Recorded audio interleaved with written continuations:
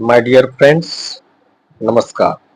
आज के इस कड़ी में हम लोग बात करने वाले हैं जुलाई 2024 की पेपर कटिंग करंट अफेयर्स के ऊपर। आगे बढ़ने से पहले यदि आप इस चैनल पर नए हैं तो चैनल को सब्सक्राइब जरूर कर दीजिएगा, आप लोग से विशेष आग्रह है। तो आज के इस कड़ी में हम लोग जुलाई माह के जो शेष पार्ट रह गए थे उसको जो है हम लोग इस वीडियो में यानी पार्ट 2 को डिस्कस करने वाले हैं। तो चलिए देर न करते हुए हम लोग बात कर लेते हैं। तो यहाँ देख सकते हैं कि 21वीं पशु गणना अक्टूबर से होगी। देश भर में पशुओं की गणना अक्टूबर से शुरू होने की संभावना है। 21वीं पशु गणना के लिए सॉफ्टवेयर अगस्त तक तैयार हो जाएगा। तो 21वीं पशु गणना जो है अक्टूबर से होगी। और कौन सी गणना होगी? 21वीं। और यहाँ अगला देख सकते हैं कि देश में पहली पशु गणना 1919 में हुई थी। प्रत्येक 5 वर्ष पर पशु गणना होती है। पिछली बार 20वीं पशु गणना 2017 में हुई थी, लेकिन देरी के कारण 2019 में रिपोर्ट जारी की गई। इसके पहले 19वीं पशु गणना 2012 में हुई थी। तो ये कुछ पशु गणना से संबंधित कुछ फैक्ट है। चलिए आगे देख लिया जाए। अगला न्यूज है कि 6 जुलाई से शुरू होगा अंतर्राष्ट्रीय खिलौना मेला। 4 दिवसीय अंतर्राष्ट्रीय खिलौना मेला जो है वह 6 जुलाई से शुरू होगा। वही अगला न्यूज है कि दक्षिण कोरिया का पर्वत हल्ला खतरे में। इसको हम लोग इससे पूर्व वाली भी वीडियो में डिस्कस कर चुके हैं, इसको हम लोग स्किप करते हैं। वहीं पुस्तक बापू इन बिहार के लेखक कौन है? तो आपको जानकारी होनी चाहिए कि पुस्तक इन बिहार के लेखक जो है अशोक चौधरी और संभवी है।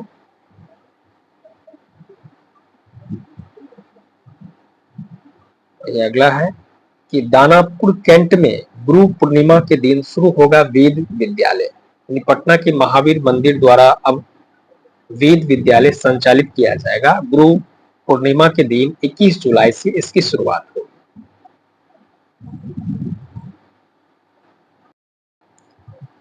इस विद्यालय में वेद के साथ संस्कृत व्याकरण की पढ़ाई भी होगी और वेद भूषण का कोर्स 2 वर्षों का तथा वेद विभूषण का कोर्स जो है कुल मिलाकर के 7 वर्षों का होगा। राज्य को अनुसूचित जाति की सूची में छेड़छाड़ का नहीं है हक, सुप्रीम कोर्ट। यह डिसीजन जो है वो तांती तत्वा को लेकर के माननीय सर्वोच्च न्यायालय का फैसला है। आप देख सकते हैं कि अदालत ने बिहार सरकार के वर्ष 2024 के उस प्रस्ताव को रद्द कर दिया जिसके तहत राज्य सरकार ने तांती तत्वा जाति को अत्यंत पिछड़ा वर्ग यानी ईबीसी से हटा करके अनुसूचित जाति यानी एससी में शामिल कर दिया था। यहाँ देख सकते हैं कि राज्य सरकार के पास संविधान के अनुच्छेद 341 के तहत प्रकाशित अनुसूचित जाति की सूची के साथ छेड़छाड़ करने का कोई क्षमता या अधिकार नहीं है, माननीय सर्वोच्च न्यायालय का कहना है। वहीं शामिल तांती तत्वा को अनुसूचित जाति की सूची में दूसरे समुदाय यानी पान सवासी पुनर के साथ विलय करने की अधिसूचना जारी की गई थी।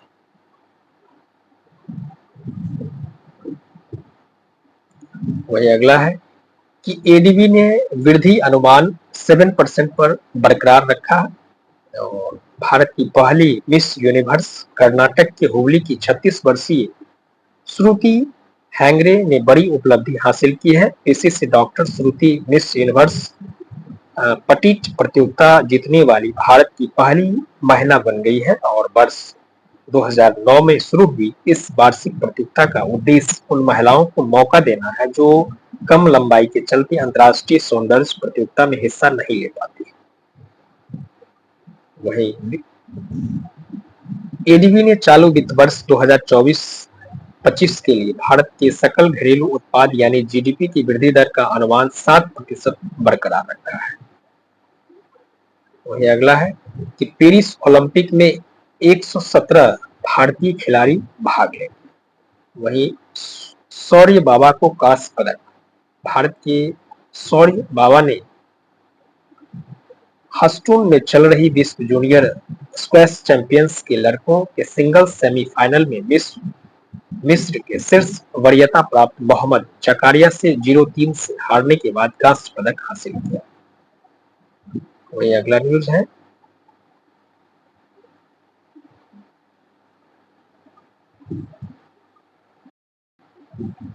अगला न्यूज है कि शिवाजी का बाघ नख लंदन से भारत लाया गया, यानी छत्रपति शिवाजी महाराज द्वारा इस्तेमाल किया गया बाघ नख या बाघ के पंजे के आकार का हथियार बुधवार को लंदन के एक संग्रहालय से मुंबई लाया गया है।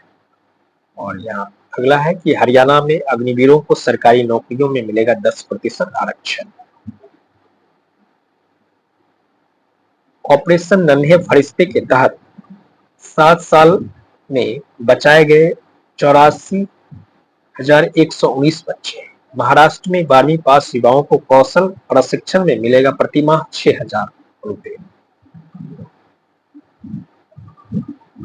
अगला है कि 2 जजों की शपथ के साथ सुप्रीम कोर्ट में पूर्ण हुई न्यायाधीशों की संख्या। जम्मू कश्मीर हाईकोर्ट के मुख्य न्यायाधीश एन कोटेश्वर सिंह और मद्रास हाईकोर्ट के कार्यवाहक मुख्य न्यायाधीश जस्टिस आर महादेवन ने गुरुवार को सुप्रीम कोर्ट के न्यायाधीश पद की शपथ ली।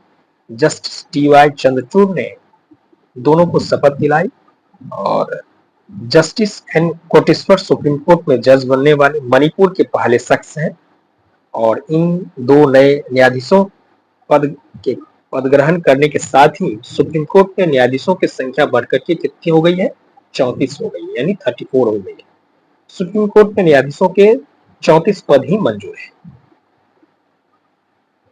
और अगला है कि मॉरिशस में भारत के पहले विदेशी जन औषधि केंद्र का उद्घाटन, यानी मॉरिशस में भारत के पहले विदेशी जन औषधि केंद्र का उद्घाटन किया गया है। अगला न्यूज देख लिया जाए। रूस की सेना पहन रही हाजीपुर में बने जूते, यानी विश्व की महाशक्ति रूस की सेना को बिहार के हाजीपुर की औद्योगिक इकाई से जूते की आपूर्ति की जा रही है। ये जूते -40 डिग्री सेल्सियस तक कारगर है।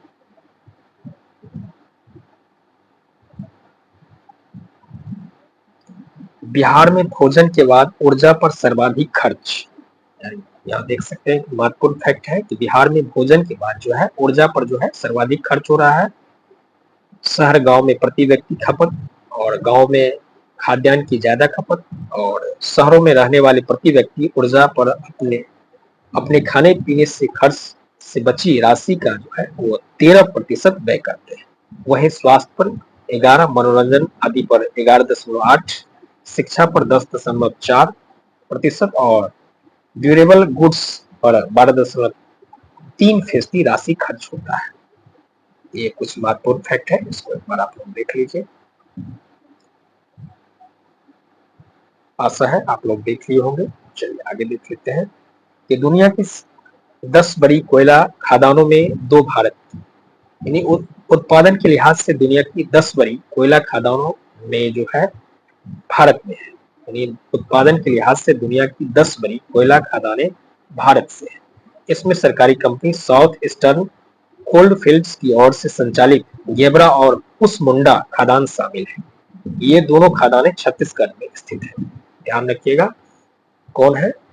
साउथ ईस्टर्न कोल फील्ड्स की ओर से संचालित यानी गेबरा और कुसमुंडा है। ये खदान कहाँ है? छत्तीसगढ़ में। और नासा ने रोक दिया अपना मून रोवर मिशन। अमेरिका की नासा ने अपने मून रोवर मिशन को रद्द कर दिया है। इस मिशन का नाम वाइपर वाष्पशील ध्रुवीय अन्वेषण रोवर है। ध्यान में रखिएगा। आगे देख लिया जाए। माइक्रोसॉफ्ट में गड़बड़ी से दुनिया थमी, यानी माइक्रोसॉफ्ट के ऑपरेटिंग सिस्टम विंडोज 10 का इस्तेमाल करने वाले टर्मिनलों में ब्लू स्क्रीन आने के कारण शुक्रवार को दुनिया एक तरह से ठहर सी गई।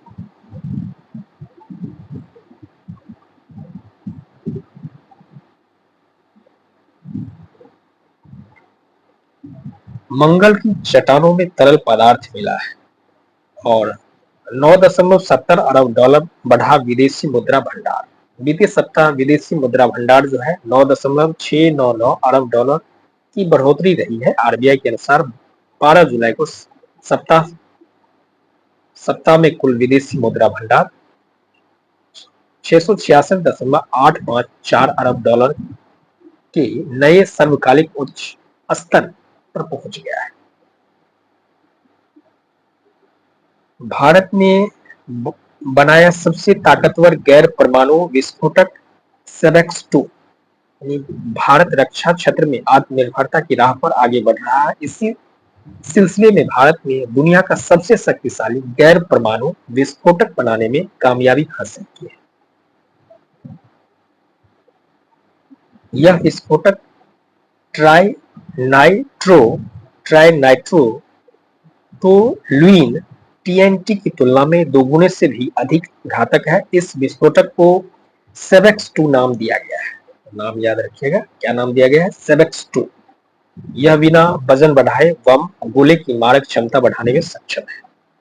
अगला न्यूज है कि भारत संपूर्ण जीव जंतुओं की सूची बनाने वाला पहला देश बना। केंद्रीय पर्यावरण मंत्री भूपेंद्र यादव ने बताया कि भारत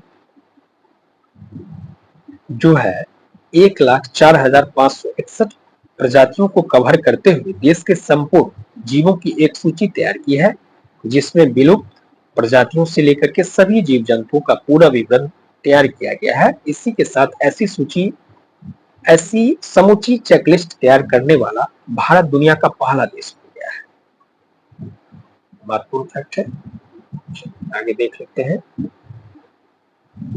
विधान परिषद में राबड़ी देवी बनी नेता प्रतिपक्ष। यानी पूर्व मुख्यमंत्री राबड़ी देवी विधान परिषद में नेता प्रतिपक्ष बनाई गई। राज्यपालों को मुकदमे से छूट की समीक्षा करेगा सुप्रीम कोर्ट। यानी सुप्रीम कोर्ट राज्यपालों को आपराधिक मुकदमे से पूर्ण छूट देने वाले संवैधानिक प्रावधान आर्टिकल 361 की समीक्षा करने को राजी हो गई है।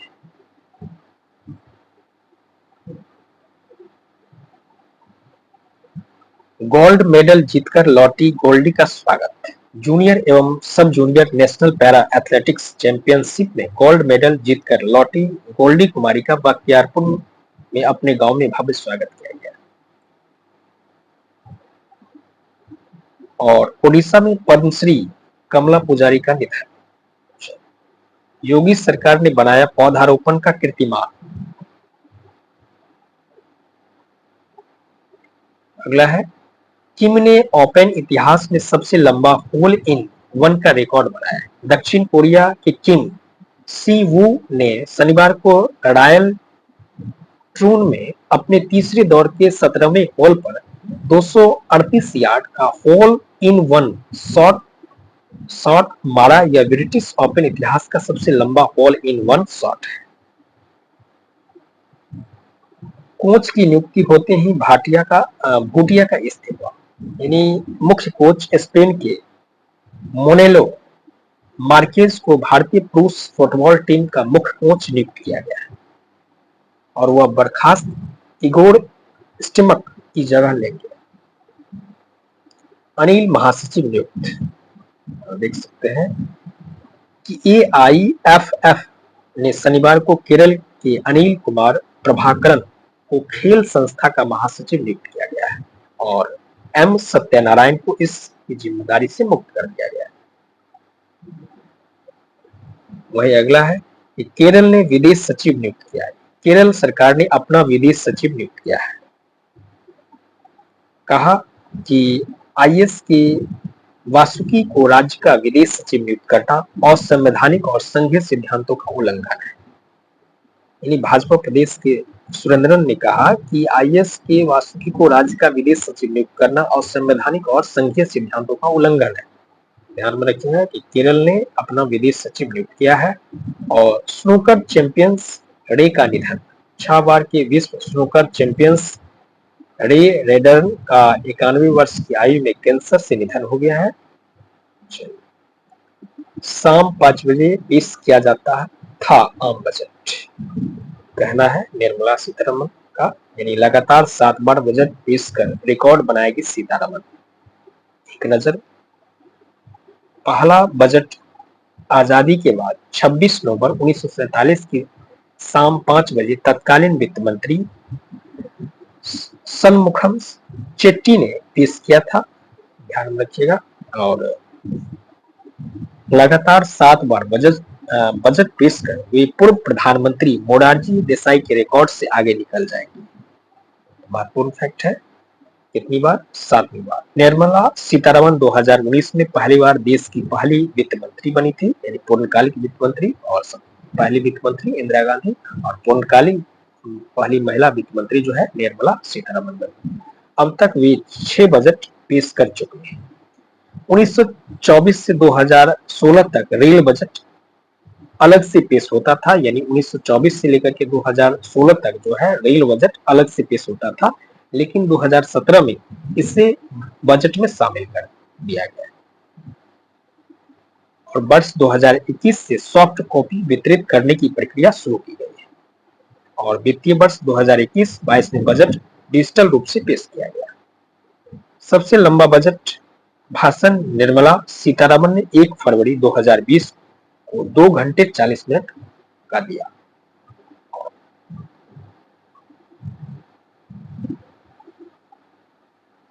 सरकारी कर्मचारी आरएसएस की गतिविधियों में हो सकेंगे शामिल, यानी सरकारी कर्मचारी अब राष्ट्रीय स्वयंसेवक संघ की गतिविधियों में शामिल हो सकेंगे।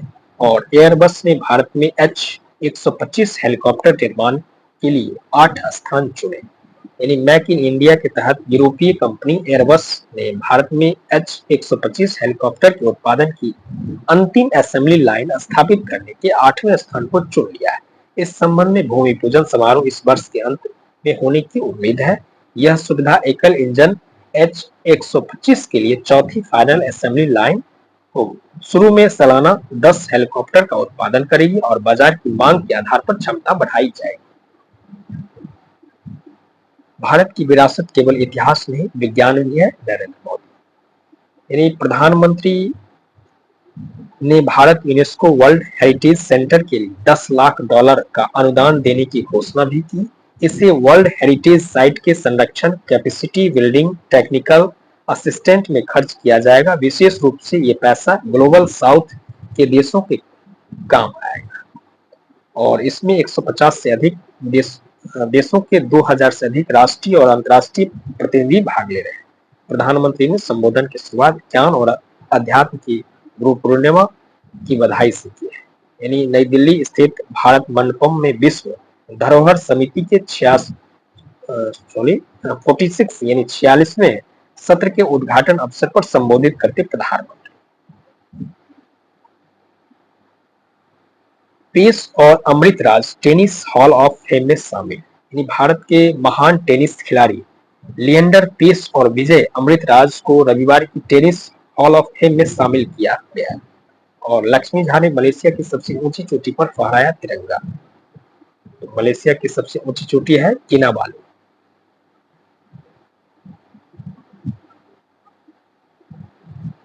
आंध्र प्रदेश को 63,000 करोड़ दिए। केंद्रीय योजना के तहत आंध्र प्रदेश को 5 साल में 63,000 रुपए आवंटित किए केंद्र सरकार। श्रीजेश पेरिस ओलंपिक के बाद हॉकी को कहेंगे अलविदा।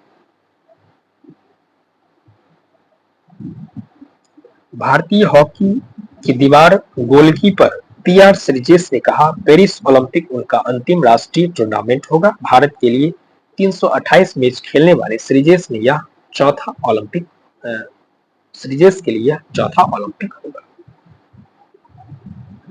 और ओसीए के पहले भारतीय अध्यक्ष बनेंगे रणधीर। महत्वपूर्ण फैक्ट है कि रणधीर सिंह एशियाई ओलंपिक परिषद यानी ओसीए के पहले भारतीय प्रमुख बनना लगभग तय हो गया है। और ऑटो पीएलआई में 67,690 करोड़ रुपए के निवेश प्रस्ताव, यानी ऑटो पीएलआई में 67,690 करोड़ रुपए के निवेश का प्रस्ताव। आर्थिक सर्वेक्षण में कहा गया है कि ऑटोमोबाइल और ऑटो कंपोनेंट के उत्पादन से जुड़ी प्रोत्साहन योजना में अब तक 67,690 करोड़ रुपए के निवेश प्रस्ताव मिले हैं। 5 सालों में रेलवे पर पूंजीगत व्यय 77% बढ़ा। डाक विभाग ने डिजिटल पिन जारी किया, यानी डाक विभाग ने डीजी पिन ब्रांड नाम के तहत राष्ट्रीय एड्रेसिंग ग्रिड का बीटा संस्करण जारी किया है। इसका उपयोग पता की भौगोलिक स्थिति को बनाने और समझने के लिए किया जा सकता है। बीटा संस्करण को जनता की प्रतिक्रिया जानने के लिए जारी किया गया है। विभाग ने भारतीय प्रौद्योगिकी संस्थान आईआईटी हैदराबाद के साथ मिलकर के एक राष्ट्रीय एड्रेसिंग ग्रिड विकसित किया है, जिसे डिजिटल पोस्टल इंडेक्स नंबर यानी डीजी पिन नाम दिया गया है।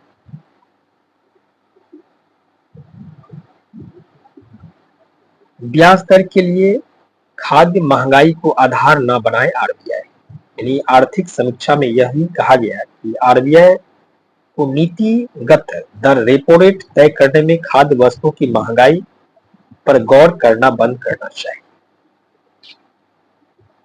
रेपो रेट दर देख सकते हैं और केंद्रीय बैंक उपभोक्ता मूल्य सूचकांक आधारित मुद्रास्फीति के आधार पर रेपो रेट यानी रेपो दर तय करता है। इसमें भोजन, ईंधन, विनिर्मित सामान और चुनिंदा सेवाएं शामिल हैं।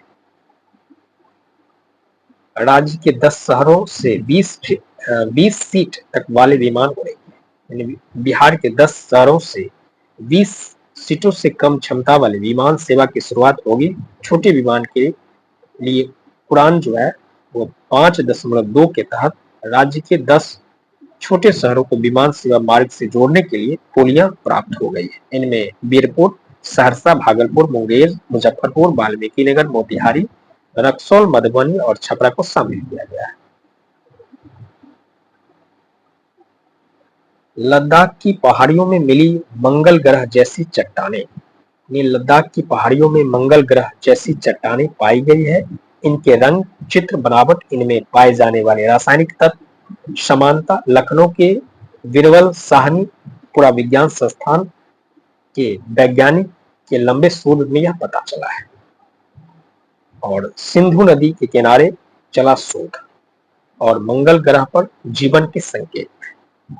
चट्टानों और रासायनिक तत्वों की समानता यह संकेत देती है कि मंगल ग्रह पर भी जीवन हो सकता है।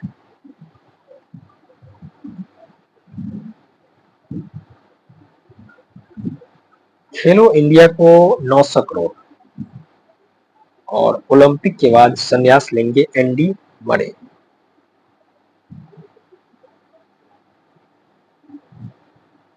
अनुसंधान व नवाचार को बढ़ावा देने को बनेगा तंत्र। वैज्ञानिक व औद्योगिक अनुसंधान परिषद के लिए निर्धारित किए गए 6266 करोड़ रुपए देख सकते हैं।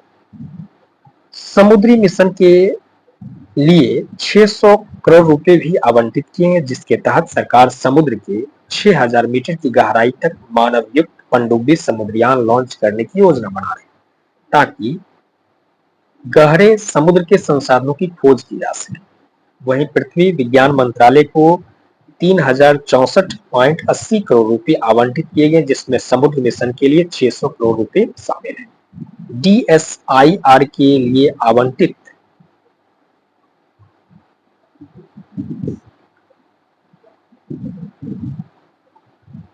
देख सकते हैं और यहाँ है संशोधित अनुमानों में 5 करोड़ रुपए के आवंटन के मुकाबले 427 करोड़ रुपए का बजट निर्धारित।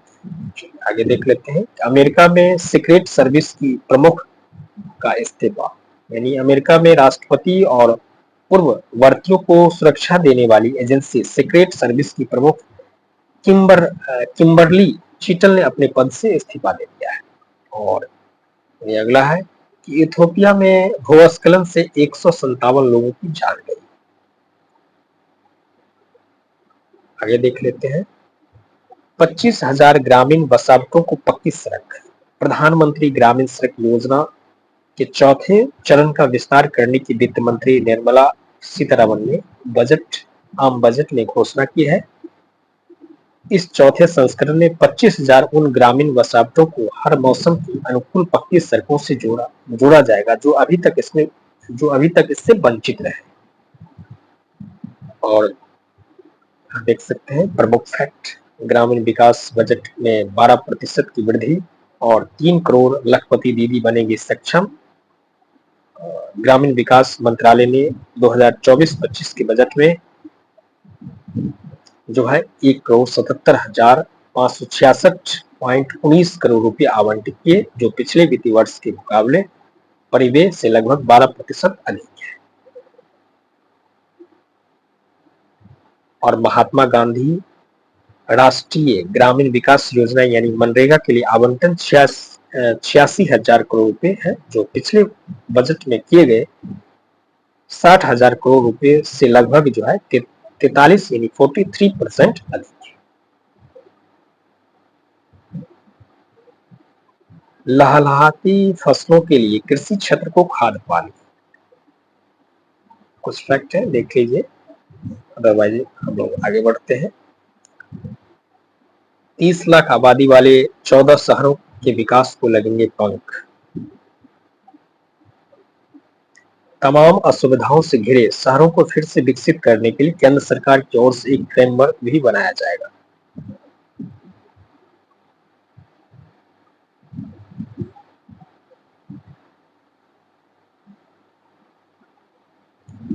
गांव के लिए बनेगी सहकारिता नीति, यानी अभी देश में 2 लाख पंचायतों में एक भी सहकारी संस्था नहीं है। 2 लाख नई प्राथमिक कृषि ऋण समितियां पैक्स बनानी है।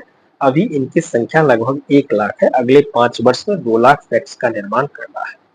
और बड़े पैमाने पर सब्जी उत्पादन क्लस्टर विकसित किए जाएंगे। ये क्लस्टर वैसी जगहों के नजदीक होंगे जहां बड़ी संख्या में उपभोक्ता रहते हैं, मतलब जहां अधिक खपत होगी। आदिवासियों के लिए जनजातीय उन्नत ग्राम अभियान, महत्वपूर्ण फैक्ट है कि प्रधानमंत्री जनजातीय उन्नत ग्राम अभियान की घोषणा की गई है। उद्देश्य है आदिवासी बहुल गांव और आकांक्षी जिलों में आदिवासी परिवारों को विकास के दायरे में लाना, जिसमें से 63,000 आदिवासी गांवों को शामिल किया जाएगा। इसमें 5 करोड़ आदिवासी को लाभ होगा। दूर दराज के क्षेत्रों में आदिवासी छात्रों को गुणवत्तापूर्ण शिक्षा प्रदान करने के लिए एक क्लब मॉडल आदिवासी विद्यालय की स्थापना के लिए 6399 करोड़ रुपए की राशि निर्धारित की गई है। और अनुसूचित जाति की उच्च शिक्षा के लिए राष्ट्रीय फेलोशिप और छात्रवृत्ति के लिए बजटीय आवंटन देख सकते हैं।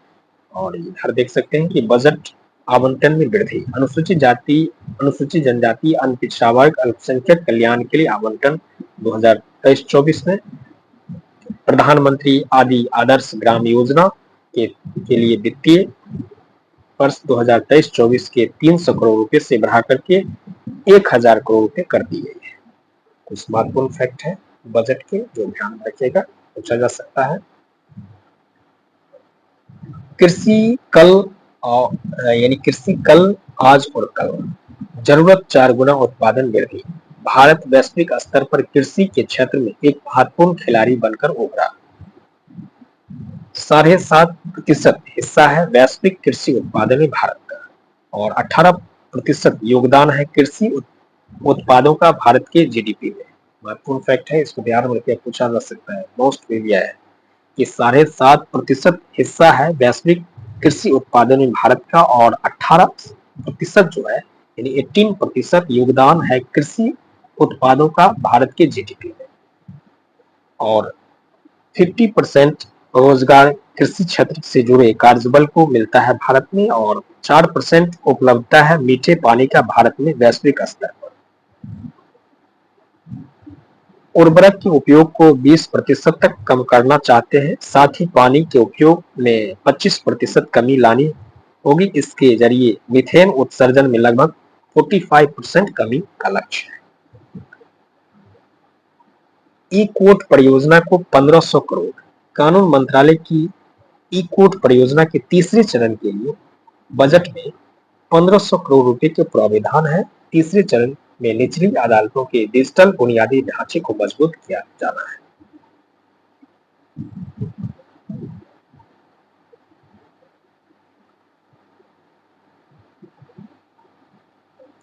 आय व्यय में बढ़ रहा असंतुलन, कैग रिपोर्ट कैग रिपोर्ट सदन में रखी गई। राजस्व प्राप्ति में 8.46 व खर्च में 12.60% की वृद्धि। सीएजी को नहीं दिया गया 87,947 करोड़ रुपए का उपयोगिता प्रमाण पत्र। और 19 से 2022-23 के बीच राजस्व प्राप्तियां 8.46% की औसत वृद्धि दर के साथ वहीं राजस्व व्यय देख सकते हैं 12.60% की सर्वाधिक वृद्धि दर से बढ़ रहा। वहीं 2018-19 से वर्ष 2022-23 का राजस्व प्राप्तियां जो है 1,72,688 करोड़ हो गई है।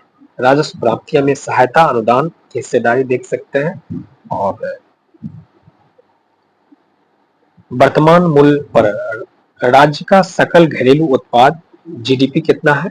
10.10%। मोस्ट भी गया है कि वर्तमान, कई बार पूछा भी गया है कि वर्तमान मूल्य पर, पूछा जा सकता है कि वर्तमान मूल्य पर जो है जीएसटीपी कितना है, तो 10.10% की औसत वृद्धि के साथ रहा है।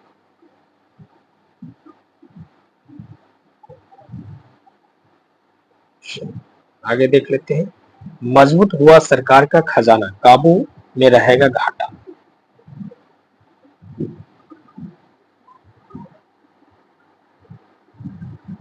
फिर से राजकोषीय संतुलन पर आगे बढ़ी सरकार, यानी 4.9% रहेगा राजकोषीय घाटा वर्ष 2024-25 में। महत्वपूर्ण फैक्ट है, याद रखिएगा। वही है 32.07 लाख करोड़ रुपए सरकार की कुल प्राप्तियां हैं और 5.1% राजकोषीय घाटे को रखने की बात अंतरिम बजट में वित्त मंत्री ने की। और 4.13 लाख करोड़ की सब्सिडी पिछले वित्त वर्ष में दी गई और 11.63 लाख रुपए जो है बाजार से उधारी के जरिए जुटाने की सरकार की योजना है। और 50,000 करोड़ की चालू वित्त वर्ष में पूंजीगत प्राप्तियों का अनुमान और 7.8% सब्सिडी के बिल में कटौती करने का प्रस्ताव और 4.5 अगले वर्ष घाटे को नीचे लाने का वित्त मंत्री ने रखा लक्ष्य। कुछ महत्वपूर्ण फैक्ट है, इसको एक बार आप लोग देख लीजिए।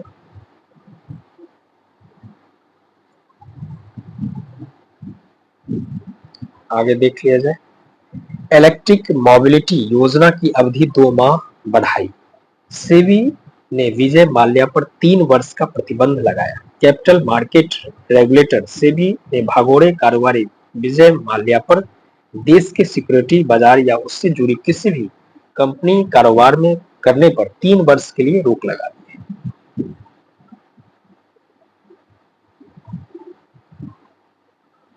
आगे देख लेते हैं कि दुनिया की सबसे, यानी प्रधानमंत्री नरेंद्र मोदी ने हिमाचल प्रदेश और केंद्र शासित प्रदेश लद्दाख के बीच हर मौसम में संपर्क सुविधा प्रदान करने वाली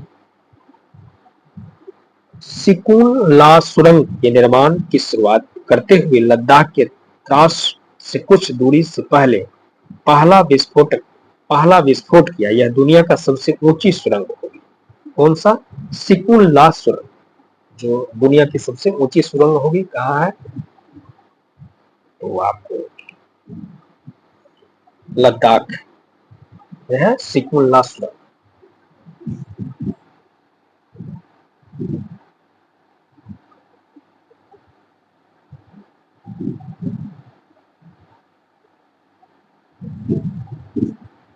सोना चांदी खरीदना होगा सस्ता, स्मार्टफोन फैक्ट है, एक बार देख लीजिए।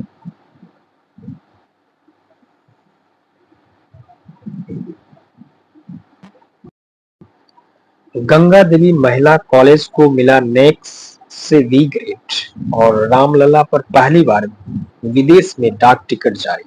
अयोध्या स्थित राम मंदिर में विराजमान रामलला की मूर्ति पर पहली बार किसी दूसरे देश ने डाक टिकट जारी किया है। दक्षिण पूर्वी एशियाई देश लाओस पीडीआर ने शनिवार को रामलला पर डाक टिकट जारी किया है। विदेश मंत्री एस जयशंकर और लाओस के विदेश मंत्री सेलूमक्से कोमासिथ ने संयुक्त रूप से इस टिकट को जारी किया है। बिहार में 7 गुना हुई बाघों की संख्या। अब यानी 8 बाघ थे, अब हो गए हैं 54। दूसरा टाइगर रिजर्व बनने जा रही कैमूर वन प्राणी आश्रय। अब कितने हो गए हैं? 54, और दूसरा टाइगर रिजर्व बनने जा रहा है वो कैमूर। बिहार में बाघों की संख्या तेजी से बढ़ रही है। वाल्मीकि टाइगर रिजर्व में 2008 में बाघों की कुल संख्या 8 थी, अभी यह बढ़कर के 54 हो गई है, यानी 54 हो गई है। और 900 वर्ग किलोमीटर का वाल्मीकि नगर टाइगर रिजर्व बाघों की बढ़ती संख्या के आगे छोटा पड़ गया है।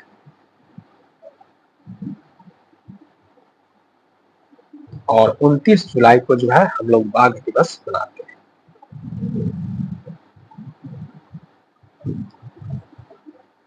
उत्तराखंड अब जीडीपी के समानांतर जीईपी ग्रॉस एनवायरमेंट प्रोडक्ट लागू करने वाला देश का पहला राज्य बन गया है। महत्वपूर्ण फैक्ट है कि उत्तराखंड जो है अब जीडीपी के समानांतर जीईपी यानी ग्रॉस एनवायरमेंट प्रोडक्ट लागू करने वाला देश का पहला राज्य बन गया है।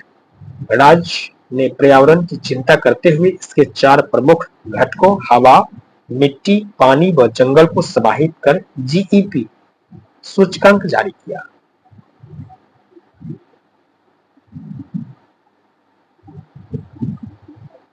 और मध्य प्रदेश और बिहार में भी जीईपी लागू करने की बात हो रही है। और ये अगला है कि जल्द ही अंतर्राष्ट्रीय अंतरिक्ष स्टेशन जाएगा एक गगनयात्री। गगनयान मिशन के लिए प्रशिक्षण ले रहे 4 अंतरिक्ष यात्री में से एक गगनयात्री नासा के सहयोग से आईएसएस यात्रा करेंगे। यह इसरो, नासा और एक प्राइवेट कंपनी एक्सियोम स्पेस और संयुक्त मिशन होगा। अगला है कि झारखंड, महाराष्ट्र समेत 8 राज्यों में नए राज्यपाल। 10 ओलंपिक खेलने वाली पहली महिला सालुकबाजे ने जॉर्जिया की निशानेबाज नीनो सालुकबाज 10 ओलंपिक खेलने वाली पहली महिला खिलाड़ी बन गई है। और यहाँ देख सकते हैं कि संतोष कुमार गंगवार को जो है झारखंड, और हरिभाऊ किशन राव बांगड़े को राजस्थान, और जिन्नू देव शर्मा को तेलंगाना, ओम प्रकाश माथुर को सिक्किम, और रामीन डेका को छत्तीसगढ़। इनमें झारखंड के राज्यपाल सीपी राधाकृष्णन को महाराष्ट्र, असम के राज्यपाल गुलाब चंद कटारिया को पंजाब, सिक्किम के राज्यपाल लक्ष्मण प्रसाद आचार्य को असम में राज्यपाल के रूप में तबादला किया गया है। ये कुछ महत्वपूर्ण फैक्ट है। नए राज्यपाल जो है 8 राज्यों में नियुक्त किए गए हैं, उसको एक बार देख लीजिए। आगे देख लेते हैं। श्रीमद् भगवत गीता से प्रेरित मनु ने जीता काश। यानी भारत की स्टार निशानेबाज मनु भाकर ने रविवार को Paris Olympic 10 metre air pistol स्पर्धा में कांस्य पदक जीतकर इतिहास रच दिया है। 12 साल के इंतजार को भी समाप्त किया और 22 वर्षीय मनु ओलंपिक में पदक जीतने वाली पहली भारतीय महिला निशानेबाज बन गई है। ये महत्वपूर्ण फैक्ट है, ध्यान में रखिएगा। मोस्ट हेवी आया है कितना में? 10 मीटर एयर पिस्टल स्पर्धा में कांस्य जीती है और ओलंपिक में पदक जीतने वाली पहली महिला निशानेबाज बन गई है।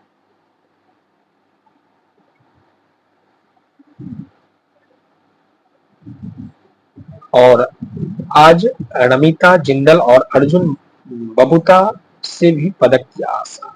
ये खैर अलग फैक्ट है। और खिताब से चूकी भारतीय बेटियों को लगातार दूसरी बार एशिया कप के फाइनल में हार का सामना करना पड़ा। बांग्लादेश से हारने वाली महिला टीम को इस बार मेजबान श्रीलंकाई टीम ने 8 विकेट से रौंद दिया। और रेवड़ी व अनदेखी की भेंट चढ़ा देश का पहला सौर ऊर्जा गांव। वर्ष 2013 में जिले के मखदुमपुर प्रखंड धरनई गांव देश विदेश में चर्चा का विषय बन गया था। यह अंतर्राष्ट्रीय संगठन ग्रीन पीस के सौजन्य से देश का पहला सौर ऊर्जा गांव बन गया था। और अगला है कि जिलों का विजन डॉक्यूमेंट केंद्र सरकार के अभिनव पहल पोर्टल पर दिखेगा। और प्रतिवर्ष 29 जुलाई को विश्व भर में विश्व बाघ दिवस का आयोजन किया जाता है। इस बार की थीम बाघों के संरक्षण और उनके निवास स्थान की कमी, अवैध शिकार, मानव वन जीव संघर्ष जैसे तत्काल खतरों के बारे में जागरूकता बढ़ाना है। और 2 वर्ष में जीडीपी 20% होगी digital economy. Governor Shaktikanta Das ने कहा कि वित्तीय क्षेत्र में डिजिटलीकरण ने अगली पीढ़ी की बैंकिंग का रास्ता खोला। आरबीआई गवर्नर शक्तिकांत दास ने सोमवार को कहा कि भारत की डिजिटल अर्थव्यवस्था 2026 तक सकल घरेलू उत्पाद में जीडीपी का 20% हो जाएगा।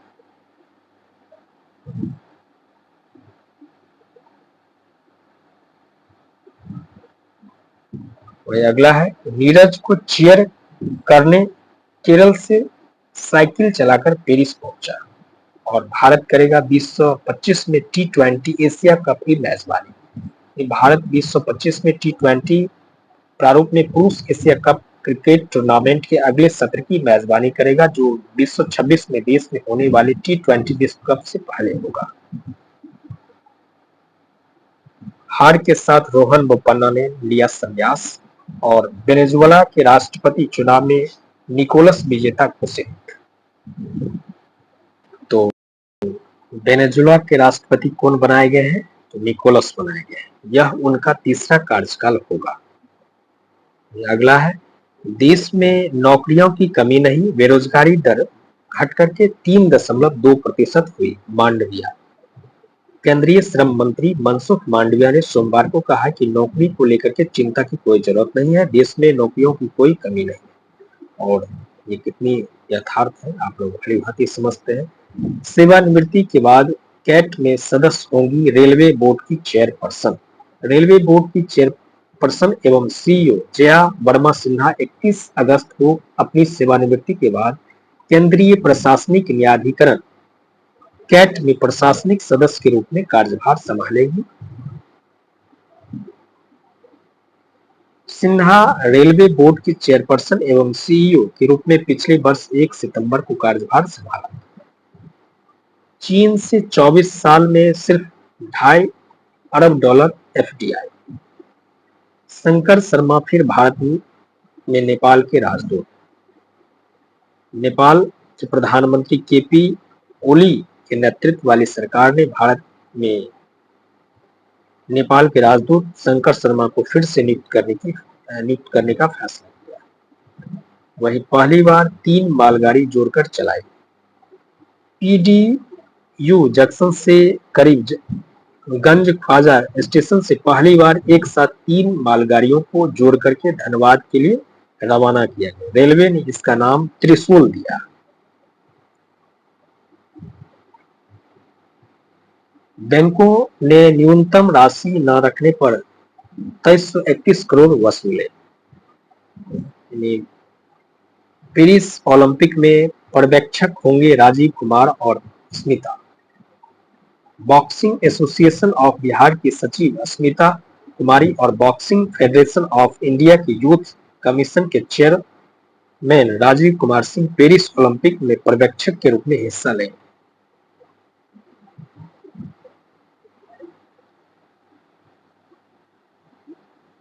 बिना इंटरनेट के काम करेगा एआई चैटबॉट मौसी।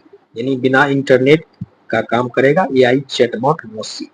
फ्रांस की एआई कंपनी क्यूटाई ने मौसी नाम के एक नए कृत्रिम बुद्धिमत्ता एआई चैटबॉट को विकसित किया है। यह चैटबॉट बोलचाल की आम भाषा को समझ सकता है, किसी की भी आवाज के लहजे को पहचान सकता है। इसकी खासियत है इसे इंटरनेट के बिना भी इस्तेमाल किया जा सकता है। और पुस्तक अनकहे अल्फाज का लोकार्पण किया गया। सुनीता रंजन की पुस्तक। और असम के मैदान को मिला विश्व धरोहर का दर्जा। महत्वपूर्ण फैक्ट है, पोस्ट भी आया है परीक्षा के दृष्टिकोण से, कि असम के शिवसागर जिले में अहोम राजवंश की टीला सभागार प्रणाली मैदान को यूनेस्को की विश्व धरोहर सूची में शामिल हो गया है। इसके साथ ही यह पूर्वोत्तर की पहली प्रतिष्ठित सांस्कृतिक संपत्ति बन गई। शामिल स्मारकों की संख्या बढ़कर के कितनी हो गई है? 43 हो गई है। मैदान एक टीले हैं जिनमें उस समय के राजाओं के पार्थिव शरीर को पिरामिड जैसी संरचनाओं में दफनाया गया है। इन्हें ताई अहोम राजवंश द्वारा बनाया गया था, जिन्हें लगभग 600 वर्ष तक असम पर शासन किया। और केंद्रीय संस्कृति एवं पर्यटन मंत्री गजेंद्र सिंह शेखावत ने प्रसन्नता जताते हुए कहा कि यह स्वर्णिम अक्षरों में अंकित का दिन है। और अभी तक असम में 2 प्राकृतिक और मिश्रित विश्व धरोहर है, काजीरंगा राष्ट्रीय उद्यान और मानस राष्ट्रीय उद्यान। इसको मिलाकर के 3 हो जाएंगे। अब यह तीसरे सांस्कृतिक श्रेणी की विश्व धरोहर सूची में शामिल हो गई है। शेखावत ने कहा कि बीते 10 वर्षों की संस्कृति के क्षेत्र में बहुत काम हुआ है। इस दौरान 13 स्मारकों को विश्व धरोहर घोषित किया गया है।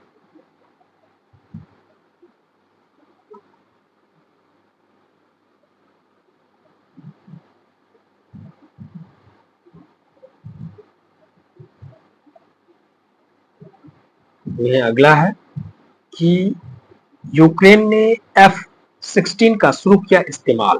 यूक्रेन ने अमेरिकी लड़ाकू विमान F-16 का इस्तेमाल शुरू कर दिया है। और राष्ट्रपति द्रौपदी मुर्मू जो है 3 देशों की यात्रा पर रवाना हुई। यात्रा के पहले चरण में राष्ट्रपति 7 अगस्त तक फिजी के दौरे पर रहेंगे। यह यात्रा दोनों देश के बीच ऐतिहासिक संबंधों और गति प्रदान करेगी।